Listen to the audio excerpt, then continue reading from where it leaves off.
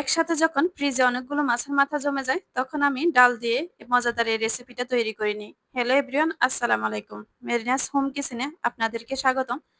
এখানে আমি ডাল দিয়ে মাছের মাথা দিয়ে রান্না করার জন্য কয়েকটা পিস মাছের মাথা নিয়েছি আর একটা পিস মাছের লেজ নিয়েছি। এগুলো ভালো করে ধুয়ে এগুলোর মধ্যে হলুদ, মরিচ আর লবণ মাখিয়ে নিচ্ছি। আর চুলায় একটা প্যান বসিয়ে দিয়েছি। এটার মধ্যে যথেষ্ট পরিমাণ তেল দিয়ে তেলগুলো গরম করে নিয়েছি। আর এক এক করে মাছের মাথা আর লেজটা ভাজি করে নিচ্ছি। ডাল দিয়ে মাছের মাথা দিয়ে রান্না করার জন্য এখানে আমি ১ কাপ পরিমাণ মুগ ডাল নিয়েছি। মুগ ডালগুলোকে আগে একটু ভেজে নেব। চুলায় একটা কড়াই বসিয়ে মুগ ডালগুলো দিয়ে দিলাম। আর এখন মিডিয়াম হিটে তাপটা রেখে মুগ ডালগুলো একটু হালকা লালচে কালার করে আমি ভেজে নামিয়ে নেব। ডাল দিয়ে মাছের মাথা রান্না করতে আপনারা মুগ ডালের পরিবর্তে ফেলন ডাল বা মসুর ডালও নিতে পারেন।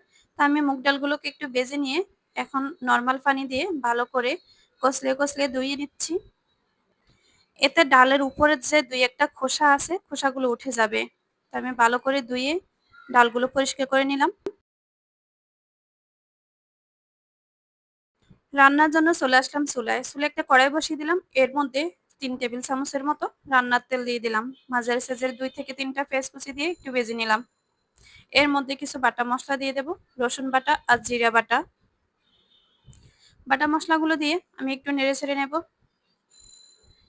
একটু ভাজার পরে এর মধ্যে দিয়ে দেব বাকি উপকরণগুলো। প্রথমে দিয়ে দিচ্ছি লবণ, স্বাদমতো লবণ দিয়ে দিলাম। এর মধ্যে হলুদের গুঁড়া দিয়ে দিলাম ১ চা চামচ আর মরিচের গুঁড়া দিয়ে দিলাম ১ চা চামচ।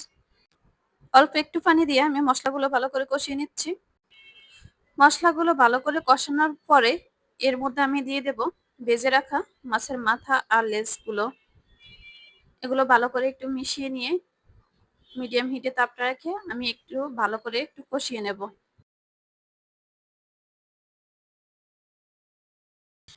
অনেকে এই রেসিপিটাকে মুড়িঘন্ট বলে। তা আমি বলব এটা মুড়িঘন্ট না, এটা ডাল দিয়ে মাছের মাথা দিয়ে ডাল আর মাছের মাথা ভুনা করা হচ্ছে। এখানে মুড়িঘন্ট রান্না করতে গেলে মাছের মাথাকে একবারে ভেঙে দিতে হয়। তা আমি ভাঙবো না, মাছের মাথা আস্তেই থাকবে। তো এই কষানো মাছের মাথার মধ্যে আমি ডালগুলো দিয়ে আরেকটু কষিয়ে নিলাম। ডাল আর মাছের মাথা একসাথে অল্প কিছুক্ষণ কষিয়ে নেওয়ার পরে যখন লেগে আসতেছে এর মধ্যে আমি পরিমাণ মতো পানি দিয়ে দিলাম। আর একটু নেড়েচেড়ে এখন ঢাকনা দিয়ে ঢেকে দেব।